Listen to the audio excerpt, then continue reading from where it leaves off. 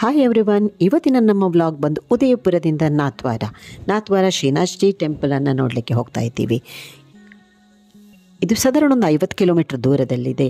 ನಾವು ಶ್ರೀನಾಥ್ಜಿ ಟೆಂಪಲ್ ಸಿಗುವ ಮೊದಲೇ ನಮಗೆ ಈ ಒಂದು ದೊಡ್ಡ ನಮ್ಮ ವರ್ಲ್ಡಿನ ಟಾಲೆಸ್ಟ್ ಶಿವನ ಮೂರ್ತಿಯ ಒಂದನ್ನು ನೋಡಲಿಕ್ಕೆ ಸಿಗುತ್ತೆ. 2022ರಲ್ಲಿ ಓಪನ್ ಆದಂತಹ ಒಂದು ಟಾಲೆಸ್ಟ್ ಶಿವನ ಒಂದು ಸ್ಟ್ಯಾಚ್ಯೂ ಇದೆ. ಸ್ಟ್ಯಾಚ್ಯೂ ಆಫ್ ಬಿಲೀಫ್ ಅಂತ ಇದಕ್ಕೆ ಹೆಸರು ಕೊಟ್ಟಿದ್ದಾರೆ. ಸೊ ವಿಶ್ವರೂಪಂ ಅಂತಲೂ ಹೆಸರಿದೆ. ಸೊ ಇಲ್ಲಿಗೆ ನಾವು ಬಂದಿದ್ದೀವಿ. ಇದು ಶ್ರೀನಾಥ್ಜಿ ಟೆಂಪಲಿನ ಪಕ್ಕವೇ ಆಗುತ್ತೆ. ನಿಮಗೆ ಮೊದಲು ಸಿಗುತ್ತೆ ಈ ಸ್ಟ್ಯಾಚ್ಯೂ ಆಫ್ ಬಿಲೀಫ್. ನಿಮಗೆ ಪಾರ್ಕಿಂಗ್ ಏರಿಯಾ ಬಹಳಷ್ಟು ದೊಡ್ಡದಾಗಿದೆ. ಇಲ್ಲಿಗೆ ಟಿಕೆಟ್ ಇದೆ. ಟಿಕೆಟ್ ಪ್ರೈಸ್ ಬಂದು ಬೇರೆ ಬೇರೆ ರೀತಿಯ ಟಿಕೆಟ್ ಪ್ರೈಸ್ ಇದೆ. ನಿಮಗೆ ಶಿವನ ಮೂರ್ತಿಯ ಭುಜದ ತನಕ ಹೋಗಬೇಕಿದ್ರೆ 250 ರೂಪಾಯಿ ಇದೆ. ಅಥವಾ ಮೇಲೆ ಹೋಗಿ ಜಲಾಭಿಷೇಕ ಮಾಡಬೇಕು ಅಂತ ಹೇಳಿ ಆದರೆ 1500 ರೂಪಾಯಿ. ಅದಲ್ಲದೆ ಬಹಳಷ್ಟು ಆ್ಯಕ್ಟಿವಿಟೀಸ್ಗಳಿದೆ. ಬಂಗಿ ಜಂಪಿಂಗ್ ಇದೆ, ಜಿಪ್ ಲೈನ್ ಇದೆ, ಸ್ನೋ ವರ್ಲ್ಡ್ ಇದೆ, ಅಂತಹ ಅನೇಕ ಆ್ಯಕ್ಟಿವಿಟೀಸ್ ಇದೆ. ಸೊ ಮೇಜ್ ಗಾರ್ಡನ್ ಇದೆ, ಫುಡ್ ಕೋರ್ಟ್ ಇದೆ, ಎಲ್ಲವೂ ಇದೆ. ಸೊ ನೀವು ಒಂದು ದಿನವನ್ನು ಕಳೀಲಿಕ್ಕೆ ಬೇಕಾದಂತಹ ಎಲ್ಲವನ್ನು ಇಲ್ಲಿ ಅವರು ಸೆಟ್ ಮಾಡಿದ್ದಾರೆ. ಈ ಟಿಕೆಟ್ ಕೌಂಟರಿಂದ ಶಿವನ ಮೂರ್ತಿ ಇರುವಲ್ಲಿಗೆ ಸ್ವಲ್ಪ ದೂರ ಇದೆ. ನಿಮಗೆ ನಡಿಲಿಕ್ಕೆ ಕಷ್ಟ ಆಗ್ತಿದ್ರೆ ಬ್ಯಾಟ್ರಿ ಕಾರ್ನ ವ್ಯವಸ್ಥೆ ಇದೆ.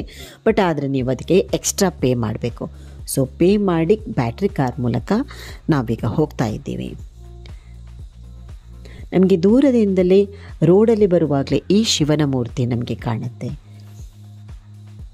369 ಫೀಟ್ ಹೈಟ್ ಇರುವಂತಹ ಈ ಶಿವನ ಮೂರ್ತಿಯು ನಮಗೆ ದೂರದಿಂದಲೇ ಸುಂದರವಾಗಿ ಕಾಣುತ್ತೆ. ಶಿವನ ಪಾದ ಕಾಣುತ್ತೆ.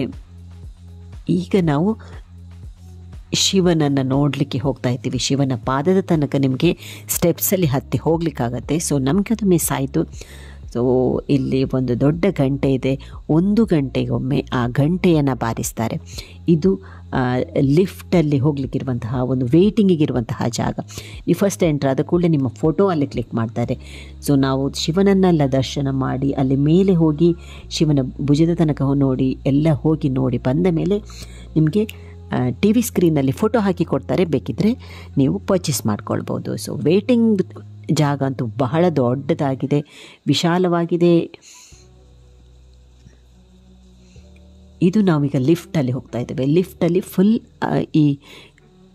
ಇದರ ಬಗ್ಗೆ ಫುಲ್ ವಿವರವನ್ನು ಒಂದು ಚಿತ್ರದ ಮೂಲಕ ಹಾಕಿದ್ದಾರೆ.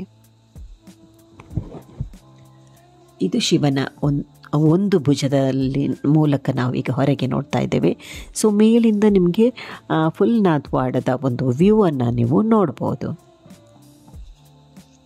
ಇಲ್ಲಿ ರಾತ್ರಿ ಸೌಂಡ್ ಆ್ಯಂಡ್ ಲೈಟ್ ಶೋ ಆಗುತ್ತೆ. ಸೊ ಶಿವನ ಮೂರ್ತಿಯ ಮೇಲೆ ಶಿವನ ಕಥೆಯನ್ನು ಅವರು ಹಾಕ್ತಾರೆ. ಇದು ಕೂಡ ತುಂಬ ಬ್ಯೂಟಿಫುಲ್ಲೇ ಆಗಿರ್ತದೆ. ಇಲ್ಲೊಂದು ಗ್ಲಾಸ್ ಬ್ರಿಡ್ಜ್ ಇದೆ. ಬ್ರಿಡ್ಜ್ ಮೂಲಕ ಹೋಗಿ ನಾವು ವ್ಯೂವನ್ನು ಒಂದು ಎಂಜಾಯ್ ಮಾಡ್ಬೋದು.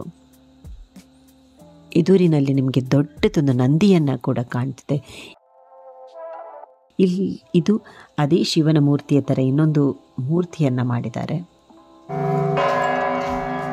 ಇದು ಗಂಟೆ ಬಡಿತಾರೆ ಹೇಳಿದಲ್ಲ, ಇದು ಗಂಟೆ ಬಡಿತಾ ಇದ್ದಾರೆ. ಇದು ಮಕ್ಕಳಿಗಿರುವಂತಹ ಆ್ಯಕ್ಟಿವಿಟೀಸ್ ಜಾಗ. ಸೊ ನಾವು ಫುಲ್ ನೋಡಿಲ್ಲ, ತುಂಬ ವಿಶಾಲವಾಗಿದೆ. ನಿಮಗೆ ಬೇಕಿದ್ದರೆ ನೀವು ಇಡೀ ದಿವಸ ಸ್ಪೆಂಡ್ ಮಾಡ್ಬೋದು. ನಾವು ಜಸ್ಟ್ ಮೇಲೆ ಹತ್ತಿ ಶಿವನದ ಭುಜದಿಂದ ನೋಡಿ ನಾವು ಬಂದ್ವಿ. ಸೊ ಸುಂದರವಾಗಿದೆ. ನಿಮಗೆ ಸಮಯ ಇದ್ದರೆ ಇಡೀ ದಿವಸ ಕಳಿಬೋದು, ಇಲ್ಲದಿದ್ದರೆ ಜಸ್ಟ್ ಒಮ್ಮೆ ನೋಡಿ ಬರ್ಬೋದು. ಈಗ ನಾವು ಹೋಗ್ತಾ ಇದ್ದೇವೆ ನಾಥ್ವಾಡ ಶ್ರೀನಾಥ್ಜಿ ಟೆಂಪಲಿಗೆ. ಸೊ ನಾವು ಪಾರ್ಕಿಂಗ್ ಏರಿಯಾದಿಂದ ಇಲ್ಲಿಗೆ ಆಟೋದಲ್ಲಿ ಬಂದ್ವಿ. ಸೊ ಗಾಡಿ ಅಲಾವ್ ಇಲ್ಲ, ಆಟೋದಲ್ಲಿ ಬಂದ್ವಿ. ಸೊ ಈಗ ನಾವು ಶ್ರೀನಾಥ್ಜಿ ಟೆಂಪಲ್ಗೆ ನಡ್ಕೊಂಡು ಹೋಗ್ತಾ ಇದ್ದೀವಿ. ಈ ಟೆಂಪಲ್ನ ಒಳಗೆ ನಿಮಗೆ ಮೊಬೈಲು ಯಾವುದೇ ವಸ್ತುಗಳನ್ನು ಅಲಾವ್ ಇಲ್ಲ. ಬಹಳ ಸುಂದರವಾಗಿದೆ. ಒಂದು ಹವೇಲಿ ಥರ ಇದೆ ಈ ದೇವಸ್ಥಾನ. ಆದರೆ ಇದು 3/4 ಗಂಟೆ ತೆರೆದಿರುತ್ತೆ, ಮತ್ತೆ ಕ್ಲೋಸ್ ಆಗುತ್ತೆ. ದಿವಸದಲ್ಲಿ 8 ಸಲ ಓಪನ್ ಆಗುತ್ತೆ. ದೇವರಿಗೆ ಆರತಿ ಮಾಡುವ ಟೈಮಲ್ಲಿ ಅದು ಓಪನ್ 3/4 ಗಂಟೆ ಓಪನ್ ಇರುತ್ತೆ, ಮತ್ತು ಪುನಃ ಕ್ಲೋಸ್ ಆಗುತ್ತೆ. ಸೊ ಓಪನಿಂಗ್ ಟೈಮಲ್ಲಿ ನೀವು ಹೋಗಬೇಕಾಗತ್ತೆ. ಸೊ ಫುಲ್ ಜನ ಇರ್ತದೆ, ರಶ್ ಇರ್ತದೆ. ದೇವರನ್ನು ನೋಡಲಿಕ್ಕೆ ಕೂಡ ತುಂಬ ಕ್ಯೂ ಇರುತ್ತೆ. ಯಾಕಂದರೆ ಅಷ್ಟೇ ಹೊತ್ತು ಓಪನ್ ಇರುವ ಕಾರಣ ತುಂಬ ಎಲ್ಲರೂ ಭಕ್ತಿಪೂರ್ವಕವಾಗಿ ನಮಸ್ಕರಿಸ್ತಾ ಇರ್ತಾರೆ. ಇದು ಕೃಷ್ಣನ ದೇವಸ್ಥಾನ. ಶ್ರೀನಾಥ್ಜಿ ಅಂದರೆ ಇಲ್ಲಿ ವೃಂದಾವನದ ಕೃಷ್ಣನ ದೇವಸ್ಥಾನ ಅಂತ ಹೇಳ್ತಾರೆ. ಇಲ್ಲಿ ದಿವಸಕ್ಕೊಮ್ಮೆ ಈ ಕೃಷ್ಣನಿಗೆ ಬೇರೆ ಬೇರೆ ರೀತಿಯ ಒಂದು ವೇಷಭೂಷಣವನ್ನು ತೊಡಿಸ್ತಾರೆ. ಸೊ ಹೊರಗೆ ನಿಮಗೆ ಬೇಕಾದಷ್ಟು ಪರ್ಚೇಸಿಗೆ ಐಟಮ್ಗಳಿದೆ. ಸೊ ಅಲ್ಲಿ ಪರ್ಚೇಸ್ ಮಾಡಿಕೊಂಡು ರಾಜಸ್ಥಾನದ ಫುಡ್ಡನ್ನು ತಿಂದ್ಕೊಂಡು ಟೀ ಕುಡ್ಕೊಂಡು ನೀವು ಬರ್ಬೋದು.